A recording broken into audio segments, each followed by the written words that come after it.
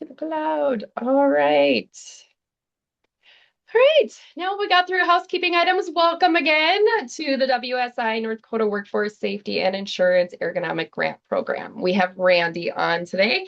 I'm going to do a quick little bio introducing him. A lot of you may not be familiar totally with this program. It was new to me.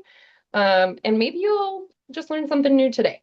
So Randy is with WSI. He's been with WSI for 24 years now. He has a background in occupational therapy.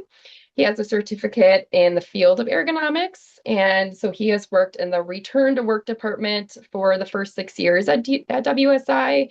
And he's been with the loss control department for the last 18, which he currently manages that department. But his main job function is overseeing this ergonomic grant program. So I will pass it over to you. All right. And Thanks. I will stop sharing here so you can share. Okay, perfect. Thanks, Lindy. Good morning, everybody. Thanks for having me on this morning. And I'm going to go through just a couple of general information bits, and then I'm going to kind of cruise through the PowerPoint that I have here just so I make sure we get through everything okay. Let me pull that up. All right. So You're good to go? we're good. Okay. So just wanted to start by answering just a couple of the talking points that Lindy had sent over a few weeks back here. Just for those of you that might not be familiar at all with WSI, that's Workforce Safety and Insurance. And just a real quick definition of that, we're the sole provider of workers' compensation insurance in the state of North Dakota. Excuse me. So what that means is we're really the only provider that offers workers' comp insurance. We're one of, I believe there's 4 states left that are considered monopolistic. So you have to go through us to get your workers' comp coverage. And just real quick, we have gosh, 4, 5, 6 different departments. Claims, of course, is our big one. They handle the injured worker claims that come in and they adjudicate them. And we have a legal department, special investigation unit, which is a fairly small department here. And then our policy holders, they do the underwriting of the policies and they keep track of all the account information. We have our return to work department. That's just as it sounds, return to work. They work on getting people back to work. If they can't get back to their previous job, they look at sending back to schooling and different things like that. And then, of course, our department, the loss control department, we're about 21 people in our department. 14 of those are safety consultants that are spread across the state. We have 8 different regions with different consultants being in each region.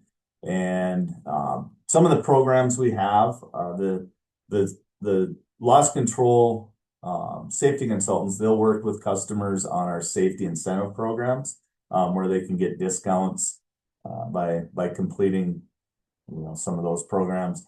We have our STEP grant, which is for associations.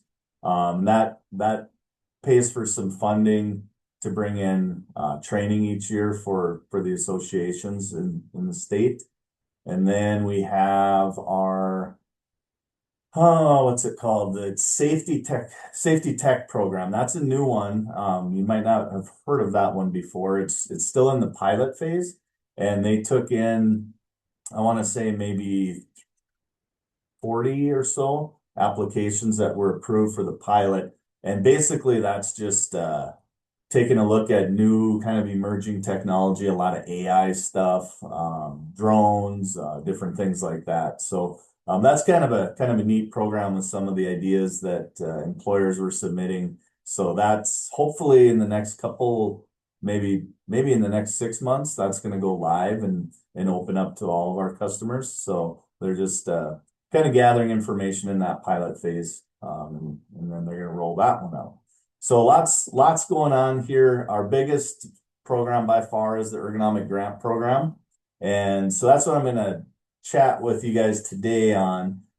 And So as far as ergonomics go, again, if you're not familiar with ergonomics, basically the field of ergonomics is taking a look at that person's workplace. Do we need to adapt the products or the tools that they're using? Do we need to adapt the process itself to make it work a little better with their individual characteristics? So that's really ergonomics in a nutshell. The simplest definition of ergonomics, if you've heard a definition, it's probably this one, fitting the job to the worker. And that is really what it boils down to is we're taking that job and we're making it fit that worker's individual characteristics. So when we first started this ergonomic grant program, the grant related injuries at WSI were one of the highest drivers of claims, and that has come down significantly over the last 10 years of running the program. So that's really good to see that our efforts are making a difference here. As far as the ergonomic grant program goes, again, I'm going to cruise through this quick, but we just opened phase 4. And really all that means is that we've been through 3 previous phases. And after 4 years, we start winding that down, close it, and then reopen a new one just to make all of our customers eligible for the program once again. So if you see phase 4, that just means that's our current phase of the ergonomic program, which opened January 1. Since January 1, we've taken in over 350 applications. So it's been really busy, which is good. That's what we like to see. So real quick, what the program is, it's a proactive program designed to reduce the frequency or even eliminate work-related ergonomic injuries. So proactive, you as an employer do not need a long list of ergonomic type claims on your claims history. We're trying to head those off before they happen. So really the only thing as far as being eligible for the ergonomic grant program is that you have an account with us at WSI that's in good standing. Good standing basically means that you're not in collections, currently in collections. If you have those 2 things, then you're eligible for the program. So the program itself, we have, and I'm gonna hit on these in the next few slides, but it includes a network of providers that will come out and complete an ergonomic assessment for you. And then the financial assistance, we will pay for a portion of the assessment as well as the grant funding for your items that you may that you may have found through the assessment. Basically, they have to give the recommendation for equipment, and then you're eligible to submit for that equipment. So we provide financial assistance for that as well. The ergonomic program, basically, it's more efficient because I'm not on the road all over the state trying to do ergo assessments. Now we're just utilizing OTs and PTs across the state to do these assessments. So just a little more efficient in that regard. Ergo injuries, cumulative trauma type injuries, they used to be with us at WSI, like I said, the #1 claims driver or close to #1. As a whole, the nation, 20 billion per year in direct costs. You throw in the indirect costs of training and different things like that, 45 to 54 billion per year. So lots of money when we start talking about these type of injuries. 30 to 35% of our claims each year. That's where it started out at. That's a lot lower now. So we're making some headway there. 1642, that's the latest numbers for medical only claims, meaning you didn't have any time loss. You just went in, maybe you cut your finger, went in, got stitches, went back to work. So that's medical only. Time loss, that's where the big claim dollars are generated, 62,450. And that's just meaning that you're out of work for more than 5 consecutive days is considered a time loss claim. So that's when things really start to rack up. So just for your guys' purposes, submitting the application, again, if you have an account with us that's current and not in collections, you're eligible to submit. And I just wanted to go through a couple of the pages. Hopefully you can see that. It might be kind of small, but when you sign on to my WSI, the thing that I want to let you know is that you need to have the ergonomics grant role assigned to you in the my WSI contacts. So if you do not have it, you will not see this right here that says ergonomic grant initiative. So you need that role before you can even get started. So you click on Ergo Initiative once you have the role. If you need the role assigned, you can contact me and I can get that to you right away. That's no problem at all. Ergo Initiative, you click on that and it's going to take you to this next screen. And the only thing to do if you haven't submitted an application already is just click that link that says new, and that's going to pull up the application, which really is only it's this first page that has just the general contact information. And then the next page, I don't think I have a slide of it, but it just says statement of need. So if you're in an office setting, and you want your office employees assessed, you can list that. If you're out in the field, and I know Lindy had mentioned she sent over an application as far as like tree planting. That's both are considered ergonomic, of course, because we do have office workers. That's probably 50 to 60% of our applications, but we also have manual labor, and that includes all, you name it, construction, medical field, manufacturing, all different things like that. So, so that's where you're going to put in your statement of need on that page 2. Once that comes in and gets approved, you're going to get a message through the My WSI portal. It's going to tell you that you now need to select your provider. So based on the address that you provided on the application, that's going to give you a drop down of the providers that you can select. So they're all, like I said, they're all OTs and PTs. They're going to come out, basically just do an assessment of whatever it is you want. If it's just 1 or 2 people, or if it's 1 or 2 positions, if you have office and field workers, it's really up to you what you want them to assess and what your needs are. 75% of that time, 75% of the cost of the on-site time will be covered by us. So that what that breaks down to is $50 an hour would be your responsibility as the employer for the assessment, documentation. If there's travel greater than 40 miles round trip, then that's applicable as well. 100% on educational needs. So let's say you want an in-service on office ergonomics. If they came back out to provide that for your employees, we cover that at 100%. So no cost to you guys for the training. This So is I just just a gonna different. just really quick, I was just gonna ask Yep. a question. So if you guys are, maybe you can think of something when you're in the field in various reasons. You're like, oh, there's gotta be something that can make this easier. Or, Mhm. maybe you've hired employees or staff that, there's challenges, or maybe you're, just trying to think like, is there some way that we can make things easier for your staff and yourself? So you can, and you'll have to remind me, Randy, if you have to go through that process of entering the information in the grant process, or if you can just like connect with someone to do that assessment before doing that process.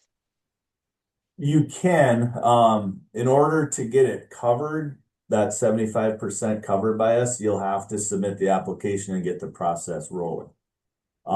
If for whatever reason you're not interested in using the grant program, um, you can have those assessments done by anybody really, whether they're in the list of providers here or not.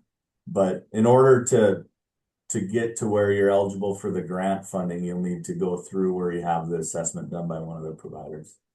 So it probably doesn't hurt just to do the application if Right. there's something Yep. that you think you Yep. need. You're not bound to anything by doing that. If you think, oh, this might not be for us, you don't have to complete the process either. That's entirely up to you. But I can tell you that every single one of you guys can use the program because there's a so half of the time the people applying for this already have in mind a piece of equipment or an issue that they know that they need.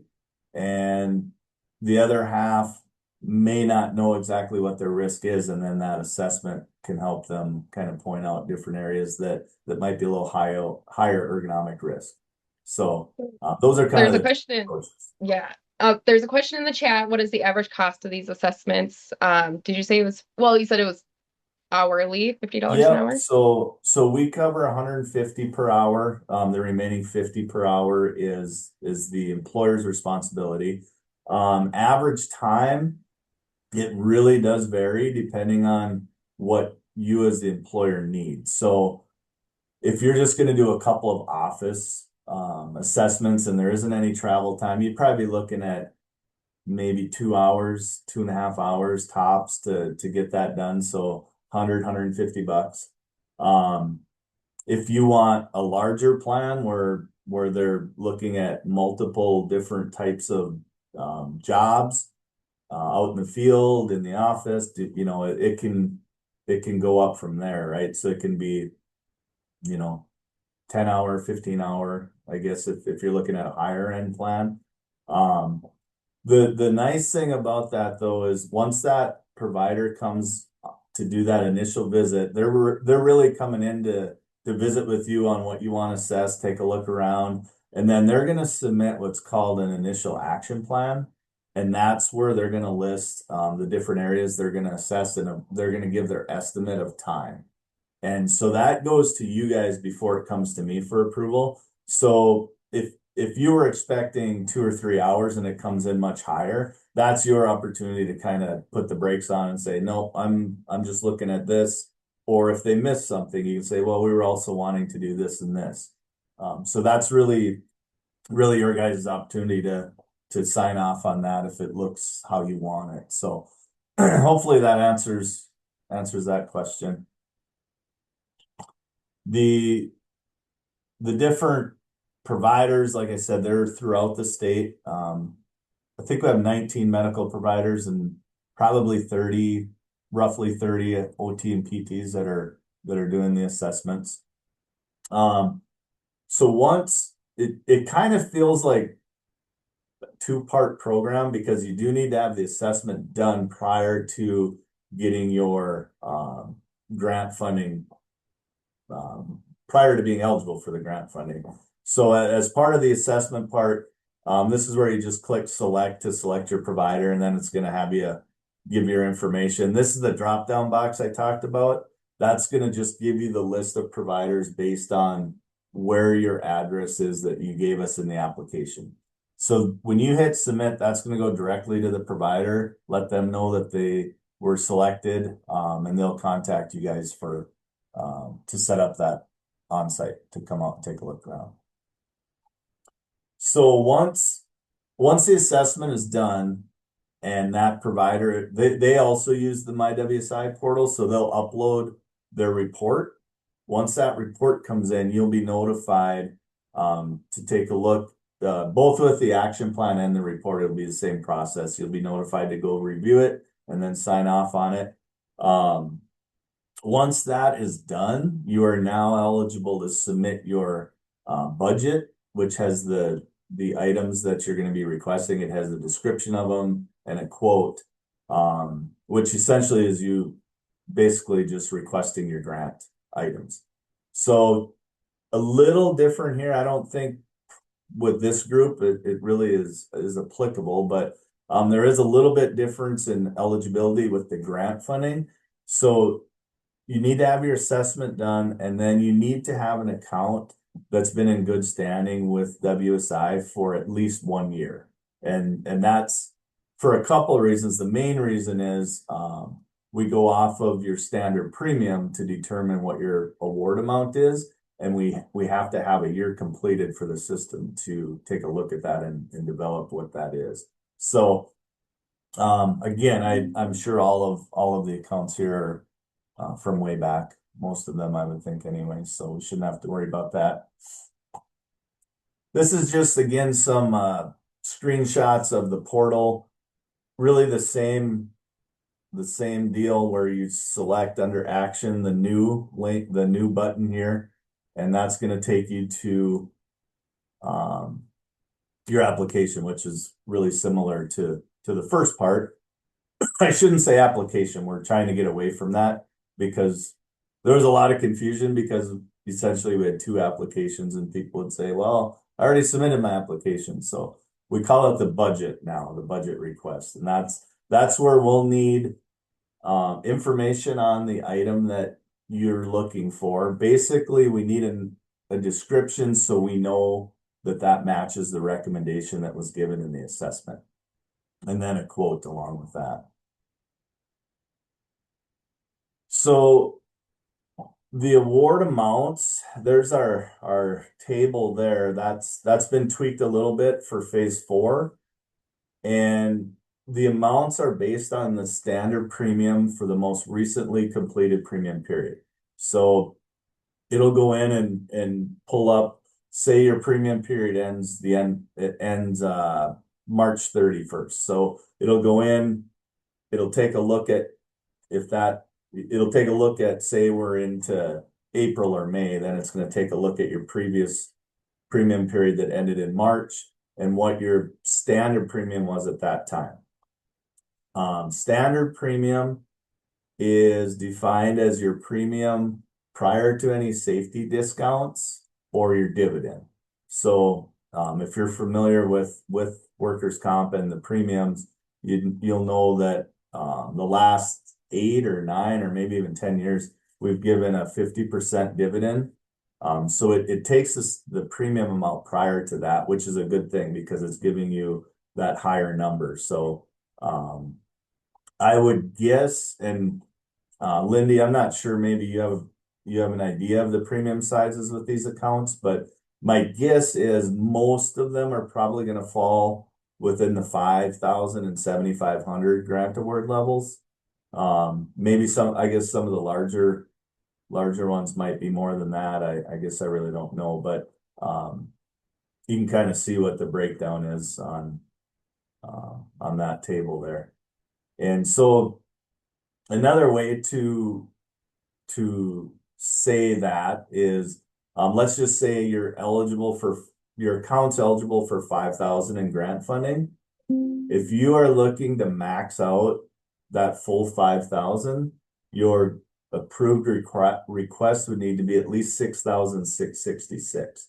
So 75% of that number would be 5,000 where we would max out.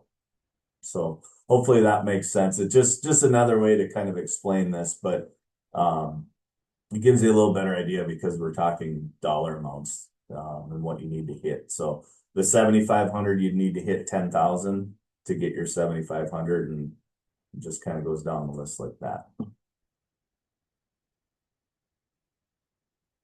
Let's see. Okay, so we talked about the program. Now, like I said, that was a really quick rundown.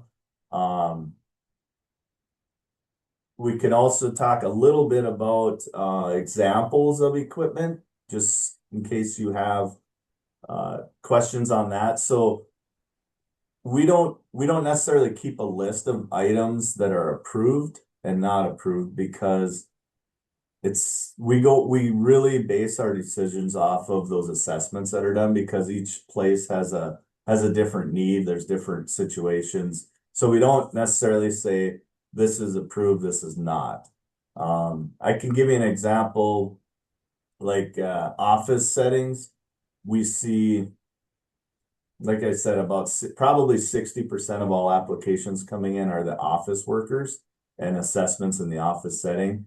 The main things we see there, the big one is office chairs, and office chairs are super expensive for a good ergonomic office chair. You really can't get one for probably less than 350 or 400 bucks, going all the way up to over 1,000 for an office chair. So we see a lot of those. We see a lot of the adjustable height desks, the sit stands. We see monitor arms, monitor risers, monitors themselves. If you have a real small monitor, a larger one is going to be a little bit easier to work with. Keyboards, mice, just kind of laptop stands, just your general office equipment that you use on an everyday basis. So we see a lot of requests for that. Uh, some examples. I'm just trying to think of like the more manual labor, like the example, Lindy, that you sent is the tree planting. And I don't know exactly how that process goes, so it's kind of hard for me to say, but I'm just trying to envision, loading and unloading equipment, whether it's out of trailers or pickup boxes. We get a lot of requests for low trailers. They'll lower all the way down to the road surface, so you don't have to push things up the ramp. Um, Tommy gates, Tommy lifts on the back of the pickups. A lot of people are requesting those again for loading and unloading your equipment. I assume you guys planting that many trees probably have equipment for that. Um, like the augers for digging the holes, like an attachment to a skid steer. I'm not sure exactly what you guys use there, but any way that you can decrease that exertion for lifting, pushing, pulling, twisting, repetitive type motions, which would be like shoveling in this case. Um, Vibration is another ergonomic risk. Slip, trips, and falls. Most of those can be considered a direct ergonomic risk. Awkward positioning, repetitive motions, different things like that. So if you look at it as far as the ergonomic risk variables, I think, like I said at the beginning of this, it's pretty easy to find a use for the program because everybody in all jobs are dealing with some type of ergonomic risk. Do you So, remember, and those are great examples, and you can see now why the assessment is necessary. yeah, yes, These people are experienced and they have the knowledge base that when they do the assessment, their input is very valuable. We can, even on the office side, you can buy a chair and you're Googling like, is this a good chair? Is this, right, is my back gonna hurt after this? And so even just it, having that assessment. But there was right. a question on, because I thought you said there had been a couple districts that have submitted for grants. Do you know how they utilized the grant? Let's see, what was the question? Have conservation districts requested assessments and how did they utilize or benefit from the assessments? If you have any examples that you remember. What was the name of it?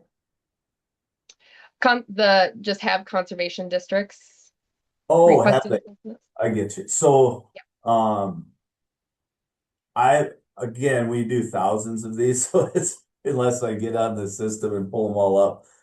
But I can tell you there have been a couple that I know for sure have used it in the past. Um, I can't recall if it was office workers or out in the field, but I can definitely get that info and send it to you, Lindy, just to give you guys some more ideas of how it could be used. It'll just Yeah, take that'd be great. us to dig into that. Yeah, and I think that way, if they want to reach out to that SCD and ask Sure. questions about the process, they can sure do that. Yeah.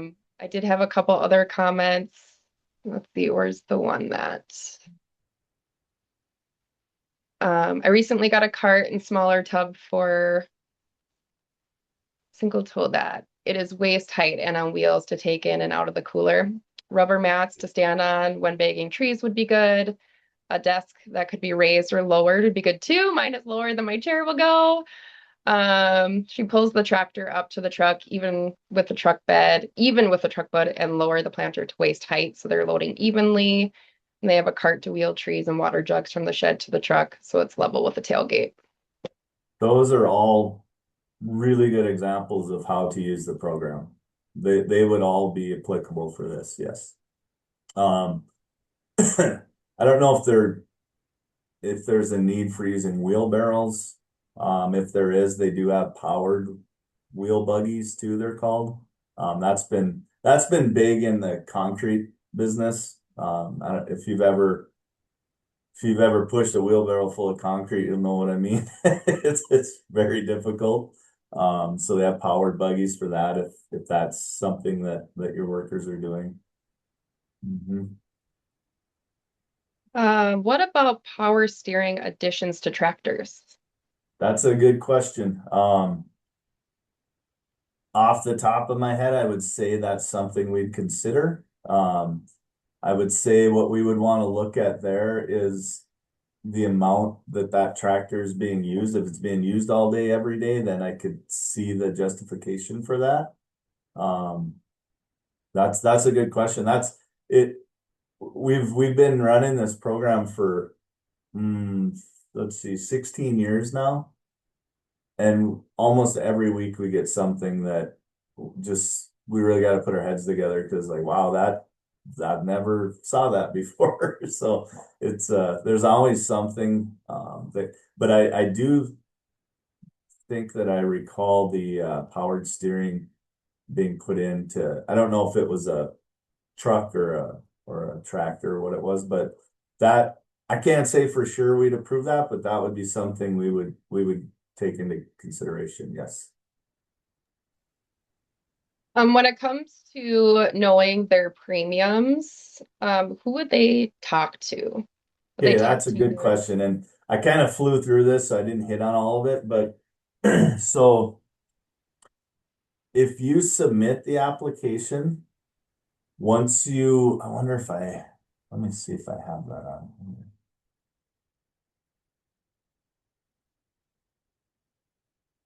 Mm, I don't have it. So on your main page in the My WSI portal where you go to submit the application, once you hit submit and you go back to that main page, up on top of the page, you're going to see a heading that has your standard premium amount that it is locked in at that time. So it'll have your standard premium amount, your grant award eligibility, and then it'll keep track of your balance. So it'll it'll have a listing there of how much you've used, how much you have remaining. So if you want that information prior to submitting your application, you can just give me a call. Either myself or Liz, she works with me. She takes care of the grant processing. Um, we can look that up real quick for you, but you will have all that information after you submit. Um, and I know it doesn't work great because a lot of people want to know ahead of time, so they kind of know what to list on the application. So you can get that from us, or like I said, you can submit it, and then all of that's going to be available for you to view.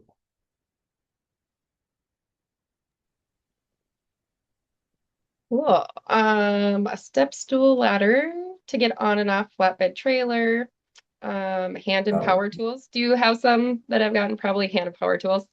Yep. So with with how fast like the battery operated tools that are coming along with the lithiums, those are much lighter hand tools to use. So we get a lot of requests in really all different industries. Mechanic shops is a big one where they're getting rid of some of the heavy power tools or air tools and going to the battery. Um, Trying to think of what else. I don't know if do you guys have shops like where you work on equipment, like vehicles and things like that? That's been a really popular one lately. I'm not sure why, but it's a great example. One thing we get a lot of requests for is hoists to get those vehicles up off the ground because they right now might have their mechanics going underneath them on creepers, things like that. Um, Tire changing machines that have a lift assist so that it takes the tire and just puts it right on the machine for you, so you're not having to lift those heavy tires onto there. Different things like that. Just thinking for like mechanic shops. Would this work to purchase equipment such as a new tree planter if the current one is homemade and hard to get into? That is a really, really good question. So again, we would look at that assessment and what information's provided there. And the reason this is a little bit tricky is if you have a piece of equipment and it's just old and you want a new one and you request a new one exactly the same, we may not approve that because there's not a improvement from an ergonomic standpoint. Now, if you're using what you're calling a homemade one and it may not have the best functionality, then it would be probably pretty easy to, in that assessment, that provider does come up with a justification for a new piece of equipment, whether it's a lifting or repetitive motion or awkward positioning, just using that machine. So again, I can't say for sure without all the information, but that sounds like it's something that would likely be approved through the program. Yes. Pallet jack be an option. Yep. So We do outside of lots of pallet jacks. jack. Yeah. So this is something that, you guys have some great ideas here for Yeah. for Yes. the grant. And if it's something that you are already thinking that you may invest in already to make things easier, then this grant may be a great option for you to at least reach out, ask those questions, and apply and get And that you'll assessment. want to keep in mind anything that's purchased prior to getting into the program, we can't consider that under the grant. So you want to make sure it's something that hasn't already been purchased. And then you go through the assessment to get that recommendation. But yeah, lots of good ideas.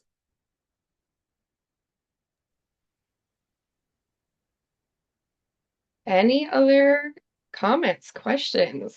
This has been great. Yeah, I love questions. There's always a lot of good question with this. It's kind of a wide open program, so a lot of different things that can be utilized for. And if any of you have any questions, again, before submitting your application, you can always just give me a call. I think I had my contact info at the end there. You can give me a shout, and we can just chat about it. You know, if you have an item in mind and you're not sure if it's something, it just makes it easier if it just flat out is something that doesn't sound right, outside the scope of the program, we can chat about other things, so you don't go through the whole process and then not get an approval. I can tell you that when we review the applications, I always am looking for a way to approve it. I just need that justification. We do approve the vast majority of our applications that come in. That's really, we're trying to get these approved if at all possible. So I did just launch the post poll, so if you can fill that out and just let us know, if you learned anything today, and if you'll think about applying for a grant or whatever the case may be from what you learned today, that would be great.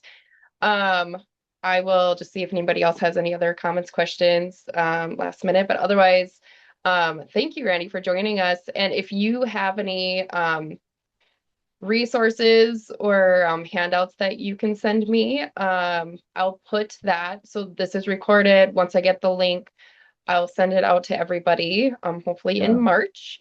And I will put Randy's contact on there too, so you guys have that for the future. But if there's any extra I'll resources or links to the website, those are Yep. all things that I can put in there. I'll send you this PowerPoint and then a link to our overview on our website, and then I can send you a PDF of the brochure we have as well. Perfect. Awesome. Last call for any other questions. All right. Thank you so much for joining us today. I am going to stop the recording here.